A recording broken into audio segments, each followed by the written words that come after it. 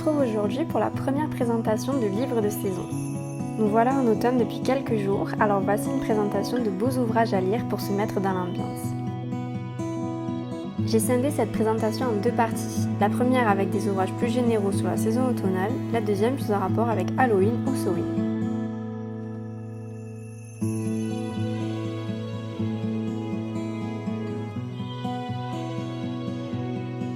Préparez-vous un chocolat chaud ou un thé et c'est parti. On commence tout d'abord avec l'automne, les saisons bien-être de Azilis Salvador et Camille Pellissier aux éditions Améthyste. Ici, on parle surtout naturopathie avec plein de conseils pour bien vivre cette saison automnale. Au programme, des recettes mais aussi des postures de yoga. Je le relis chaque année et c'est une ligne d'information utile. On passe ensuite au livre Ma Bonne de Katie Oren-Ferrella aux éditions Danaï. C'est le tout dernier livre sorti en début du mois et comme son titre l'indique, nous allons parler de l'équinoxe d'automne. On retrouve ici plein d'informations comme des personnages mythiques, on parle de magie forestière mais aussi de cuisine. C'est pour moi le guide indispensable qui va m'accompagner durant toute la saison, je ne peux que vous recommander de le lire.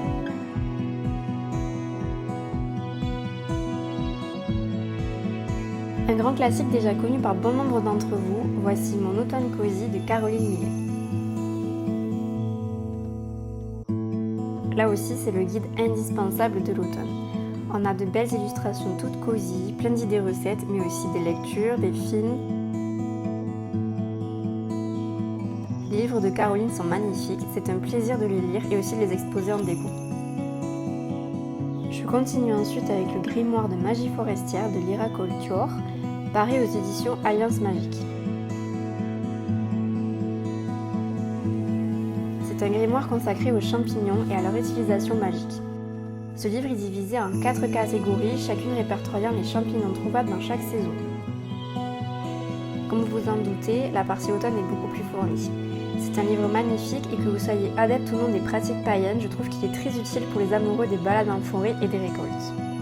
De retour avec un livre de Katie Adastra, celui-ci est consacré à Samhain, plus connu sous le nom d'Halloween. À l'image de celui sur Ma Bonne, ce livre est vraiment le guide pour célébrer ce passage dans la roue de l'année. On trouve là aussi des recettes, un bestiaire ainsi que des idées pour célébrer avec les enfants, ce que je trouve super d'inclure dedans. Là aussi, si vous n'êtes pas adepte de l'ésotérisme, c'est un livre très accessible que je ne peux que vous recommander si vous souhaitez davantage célébrer Halloween. Je commence cette partie avec ce magnifique roman trouvé par hasard dans une librairie. Il s'agit des Sorcières de Pendle de Stacey Hall aux éditions Pocket. Je suis certaine que vous connaissez tous l'histoire des sorcières de Salem. Figurez-vous que cette chasse aux sorcières a également eu lieu en Angleterre en 1612. Bien qu'il s'agisse ici d'une fiction, les personnages ont tous existé. Alice Gray fut d'ailleurs la seule survivante des procès. Pour romancer l'histoire, l'autrice met en scène Alice avec Fleetwood Shuttleworth, une femme mariée à un homme influent mais qui enchaîne les fausses couches. À nouveau enceinte, elle fait donc appel à Alice pour l'aider à garder ce bébé qu'elle désire tant. Si vous désirez connaître davantage les chasses aux sorcières en Angleterre, c'est un livre idéal pour commencer.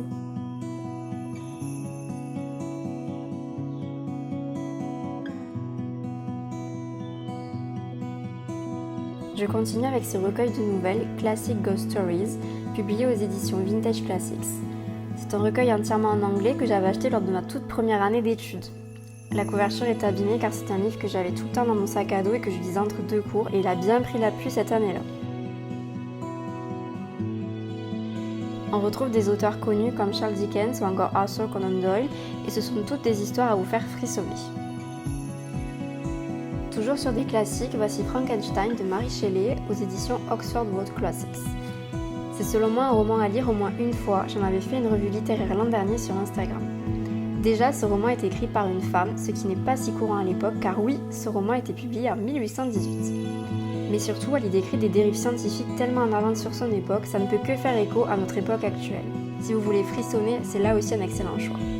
Et pour clôturer cette vidéo, je dois bien sûr vous parler du tome 2 des Mémoires de la forêt avec les carnets de Cornelius Renard, grand-père d'Archibald.